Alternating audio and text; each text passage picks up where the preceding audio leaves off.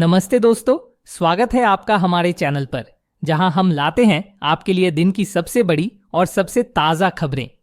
आज हम आपके लिए लेकर आए हैं 15 बड़ी खबरें जो राजनीति, समाज और देश दुनिया से जुड़ी हैं।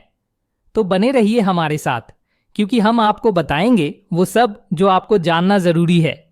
अगर आप हमारे चैनल पर नए हैं तो कृपया लाइक, सब्सक्राइब और बेल आइकन दबाना न भूलें, ताकि आपको हर अपडेट सबसे पहले मिले। क्योंकि आपके एक लाइक और सब्सक्राइब से हमें बहुत सपोर्ट मिलता है। आप यह वीडियो कौन से शहर से देख रहे हैं, हमें कमेंट बॉक्स में जरूर बताएं। चलिए बिना किसी देरी के शुरू करते हैं आज की पहली बड़ी खबर। पहली खबर किसानों के आंदोलन से। पंजाब और हरियाणा के किसानों ने एक बार फिर दिल्ली की ओर कूच करने की घोषणा की है। उनकी मांग है कि सरकार न्यूनतम समर्थन मूल्य एमएसपी पर कानून बनाए। किसान संगठनों का कहना है कि सरकार ने उनके साथ किए वादों को पूरा नहीं किया। किसान नेता राकेश टिकैत ने कहा, हम तब तक नहीं रुकेंगे जब तक एमएसपी पर कानून नहीं बनता। क्या सरकार और किसानों के बीच कोई समझौता हो पाएगा? दूसरी खबर सुप्रीम कोर्ट से। सुप्रीम कोर्ट ने आज एक ऐतिहासिक फैसला सुनाते हुए कहा कि सभी राज्यों को one nation one ration card योजना को पूरी तरह लागू करना होगा। कोर्ट ने यह भी कहा कि प्रवासी मजदूरों को राशन कार्ड से वंचित नहीं किया जा सकता। हाल ही में शशि थरूर ने राहुल गांधी के उस बयान पर टिप्पणी की जिसमें उन्होंने कहा था कि आरएसएस और बीजेपी संविधान की जगह मनुस्मृति लागू करना चाहते हैं। थरूर ने कहा कि ऐतिहासिक रूप से राहुल का बयान सही है, क्योंकि आरएसएस के पूर्व प्रमुख एमएस गोलवलकर ने मनुस्मृति की वकालत की थी। लेकिन उन्होंने यह भी जोड़ा कि आरएसएस अब उस विचारधारा से आगे बढ़ चुका है। इस बयान पर बीजेपी ने थरूर की तारीफ की और कहा कि इससे राहुल गांधी की उथली सोच उजागर हुई है।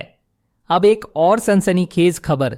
उत्तर प्रदेश के एक बीजेपी विधायक ने राहुल गांधी को नया मीर जाफर कहकर निशाना साधा, जिसके जवाब में कांग्रेस ने तीखी प्रतिक्रिया दी है।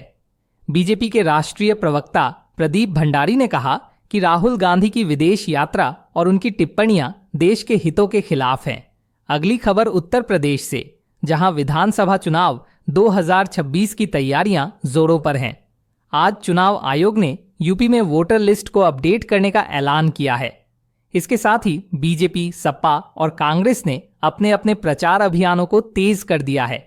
बीजेपी जहां विकास और सुरक्षा के नारे के साथ मैदान में है, वहीं सपा के नेता अखिलेश यादव ने रोजगार और समृद्धि का वादा किया है। राहुल गांधी ने आज दिल्ली में एक प्रेस कॉन्फ्रेंस में कहा कि 2024 के महाराष्ट्र और हरियाणा विधानसभा चुनावों में ईवीएम के साथ औद्योगिक स्तर पर धांधली हुई थी। उन्होंने दावा किया कि बीजेपी ने उन 50 सीटों पर जीत हासिल की जहां वोटर लिस्ट में अचानक 8% की बढ़ोतरी देखी गई थी। खास तौर पर उन्होंने कमाठी निर्वाचन क्षेत्र का उदाहरण दिया। अब बिहार से एक महत्वपूर्ण खबर।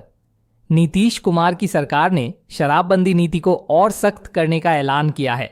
नए नियमों के तहत शराब तस्करी के खिलाफ विशेष टास्क फोर्स का गठन होगा, जो नेपाल और उत्तर प्रदेश की सीमाओं पर निगरानी बढ़ाएगी।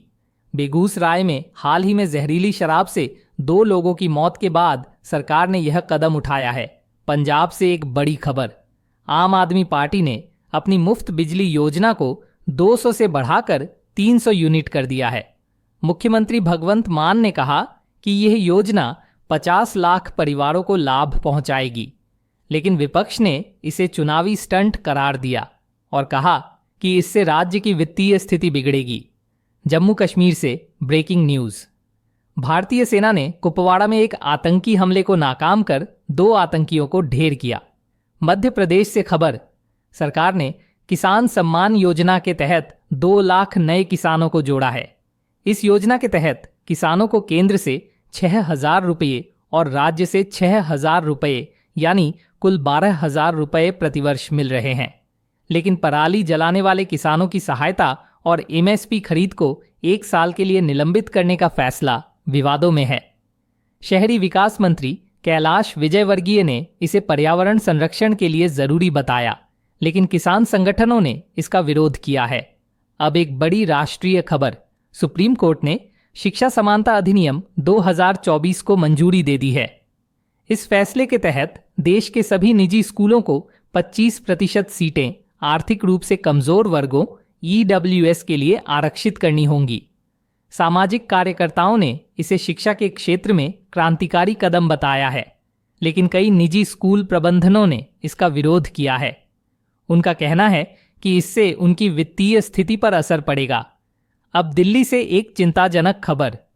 राष्ट्रीय राजधानी में वायु प्रदूषण एक बार फिर गंभीर स्तर पर पहुंच गया है।